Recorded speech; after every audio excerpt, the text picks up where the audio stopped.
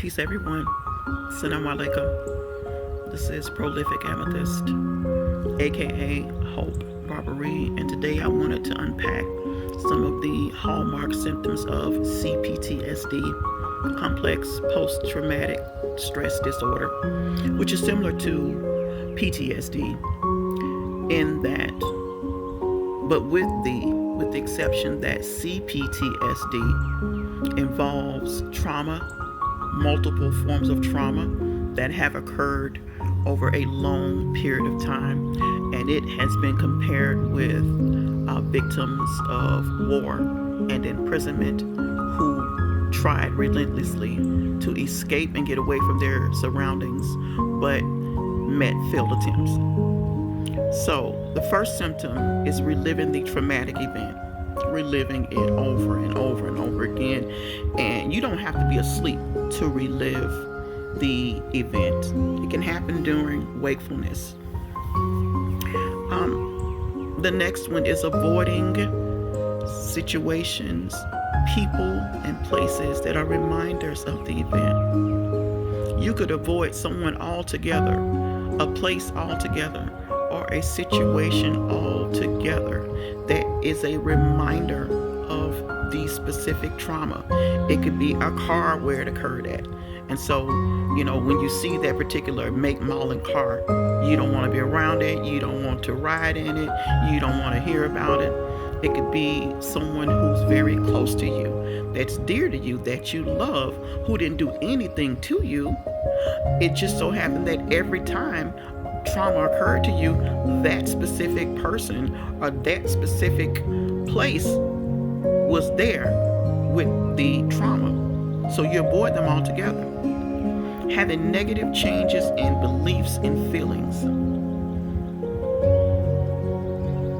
If you were in a particular environment where your caretakers did not do what they were supposed to do to make sure and ensure that you had a healthy, loving relationship, then it's hard to believe in a higher power. It's hard to formulate the idea of goodness happening to you in this world.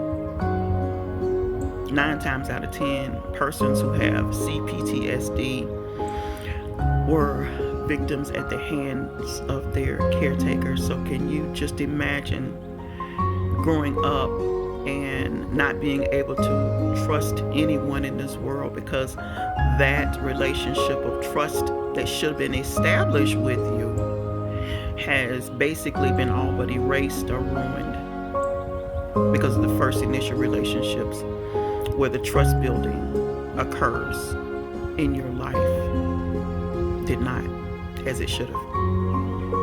You're hypervigilant, alert all the time. You're walking around checking doors to see if they're locked. You're checking windows to see if they're locked. You're looking over your shoulders. You're jumping at the sound of particular noises, and you tense up. You spasm. I remember one time one of the children told me that, Mom, I see you when there's a jump scare. I see your body react. And I was like, okay, so that's what the youth call it, a jump scare.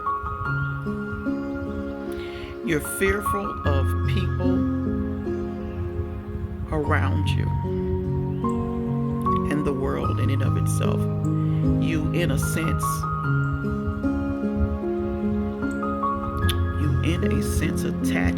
you detach yourself, otherwise known as dissociation, with the world around you because you have not felt safe. You no longer feel safe. You've never felt safe in the environment that you grew up in, you developed in. And can you just imagine, your brain being exposed to 1 or 3 factions? You're operating in fight, flight, or freeze zone all of the time. The next of which is difficulties with emotional regulation. And I would just tell you why on a personal note. It was very difficult to develop emotional regulation because I was in an environment where my emotions had to mirror the emotions of those who were responsible for taking care of me. And then there was punishment involved if my emotions veered away from the ones that I was expected to exhibit or display. So what do you learn?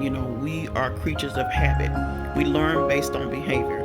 And if we know that we don't exhibit or display the type of behavior that our caretakers or those who are responsible for taking care of us want, then there's going to be a punishment. So then we are then conditioned to mirror the emotions and the behaviors that are expected of us, never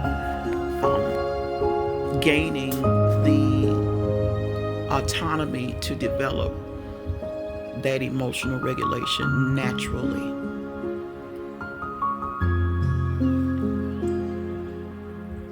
You have an impaired sense of self. Your self-awareness, your self-confidence, though these are skills that are learned in the beginning phases of life. And so coupled with the rest of the symptoms that I have mentioned with you here today, if you never ever developed a sense of self-confidence and self-awareness, which are the responsibilities of those who are responsible for taking care of you, then you're going to have an impaired sense of self. It is a result of not being told those good things that you should hear in a healthy environment, like you're intelligent, you're smart, I like the way you did that. Could you show me how you did it? You're brilliant. I cannot wait to see the type of person that you're going to turn out to be when you become an adult. And I'm going to help you do that as best as possible. Heard those things. So can you just imagine growing your entire life along this particular path, and then, one day getting into therapy and counseling, and just now as an adult at 40, 50 years old, learning skills that probably won't be recouped as well as they should because of the time that has passed on. It's a difficulty. And last but not least, relationships and communication. Again, most people who have this diagnosis and they don't get the proper care, the proper treatment, are going to go into what we call rescue relationships. You're unhealed. You're affected by trauma. It's trauma that you've been affected by and exposed to for a long period of time. And instead of going to get the proper mental health treatment that is required to recoup from these specific traumatic events, then what you're going to do is you're going to go from relationship to relationship unhealed and expecting the person in the relationship to rescue you. And they're called rescue relationships. Well, I shared this bit of my life with you today because I don't want anyone else to go through what I went through and wind up, not having a good chance at life in your childhood nor your young adulthood, and be in a middle age now seeking mental health care. Those of you who are responsible for caring for people who have CPTSD, please do your research on how to support them. They really need it. We really need it. All right, y'all. Take care. Peace.